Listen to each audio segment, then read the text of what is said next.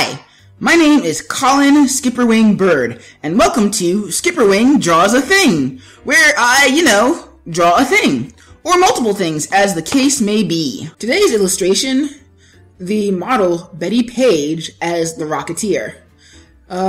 Betty Page was an awesome pinup model from probably before a lot of you were born. And who am I kidding?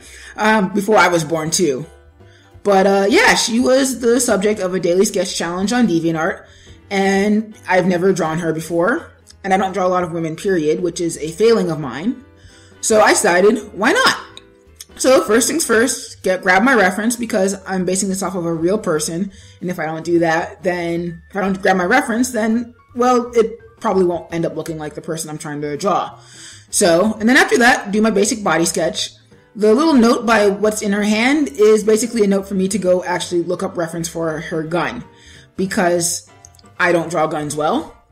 And when you don't draw something well, what do? You go grab some reference. So yeah, that's just a note of mine to make sure that I actually go and do that at some point. Betty Page was actually kind of hard because she's an actual real person. So say, unlike Mario, where I can stylize him and make him look however I want, and say, well, it's got the nose, it's got the mustache, and it's got the hat with the M on it. It's Mario.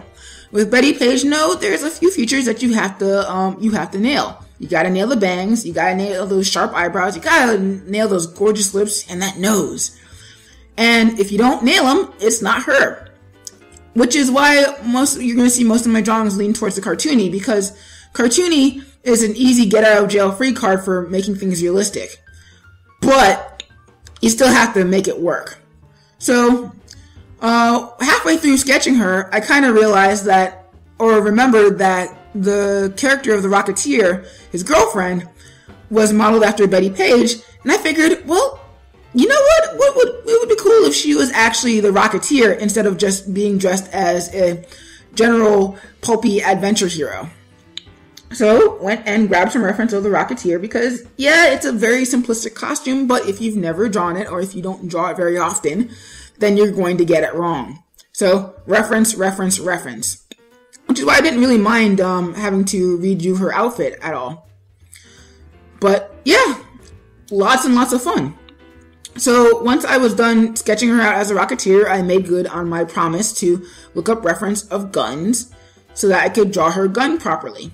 Which I don't really think I nailed, but you know what? I think I did nail it. That's a complete oxymoron, but for what I was trying to go for, yeah, I think I did nail it. So once all my clean sketches are done, then go back in and do my inks. And as I've probably mentioned in some of my other videos, do my basic outlines first, and then after that go in and then do my lighting. So what I'm up to now is, well, for one thing, changing my soundtracks to the music I'm listening to. I like lots of Sonic music, specifically Sonic Rush. But more on target, what's interesting about this one compared to a lot of my other drawings is that because it quote-unquote leans more realistically, I put a little bit more detail into it. And that's not always a good thing or the best mentality to have, but this is all in the past. I'm just kind of narrating what my thought process was at the time. So I put in more wrinkles for the jacket and the pants and everything else, and was trying to go for a little bit more detail.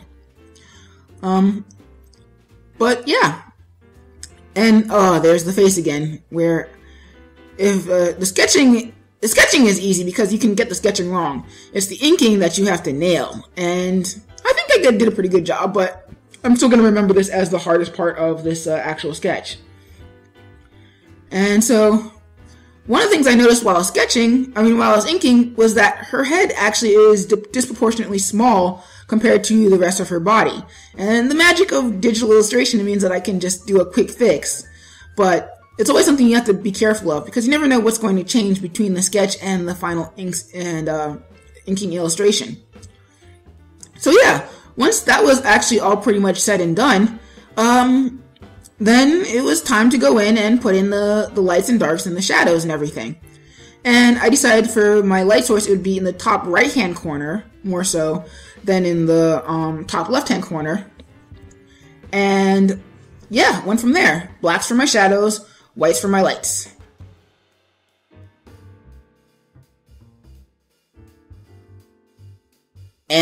And that's it for today's pick. If you enjoyed this video, don't forget to like it and leave a comment about what you'd like to see me draw next. If you're new, please subscribe for more content. This is Colin SkipperWing Bird signing out, and I'll catch you peeps later.